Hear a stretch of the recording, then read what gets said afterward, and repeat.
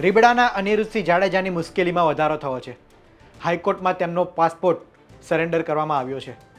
પૂર્વ ધારાસભ્ય પોપટ સોરઠિયાની હત્યા કેસમાં આરોપી અનિરુદ્ધસિંહ જાડેજા આજીવન કેદની સજા ભોગવી રહ્યા હતા, પરંતુ વર્ષ 2018માં તેમને આ સજા માફી કરવામાં આવી હતી, જે નિર્ણયને હાઈકોર્ટે રદ કર્યો છે અને 4 અઠવાડિયામાં સરેન્ડર કરવાનો આદેશ કર્યો છે. શું છે મામલો, જોઈએ વિગતવાર. ગોંડલમાં કોંગ્રેસના ધારાસભ્ય પોપટભાઈ સોરઠિયાની 1988ની વર્ષમાં ધ્વજવંદનના કાર્યક્રમમાં પિસ્તોલથી ગોળી ધબકી હત્યા કરવામાં આવી હતી. આ ગુનામાં રીબડાના અનિરુદ્ધસિંહ જાડેજાને આજીવન કેદની સજા થઈ હતી. આ કેસમાં વર્ષ 2018માં સજા માફી આપવામાં આવી હતી. આ નિર્ણયને તાજેતરમાં જ હાઈકોર્ટે ગેરકાયદે ગણી 4 સપ્તાહમાં અનિરુદ્ધસિંહ જાડેજાને જેલ સત્તાવાળાઓ સમક્ષ હાજર થવા આદેશ કર્યો હતો.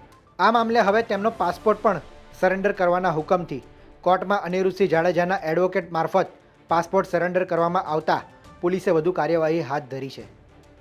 હાઈકોર્ટના આદેશ બાદ અનિરુદ્ધસિંહ જાડેજા 4 સપ્તાહમાં સરેન્ડર થશે કે કેમ તે ચર્ચાનો વિષય છે. જોકે હાઈકોર્ટના આદેશ પૂર્વે જ અનિરુદ્ધસિંહ જાડેજા અમિત ખૂંટના આપઘાત કેસમાં વોન્ટેડ જાહેર છે. જે બનાવમાં અનિરુદ્ધસિંહ જાડેજા 4 માસ કરતાં વધુ સમયથી ફરાર છે. તેમને પકડવા જિલ્લા પોલીસની ટીમો બનાવવામાં આવી છે.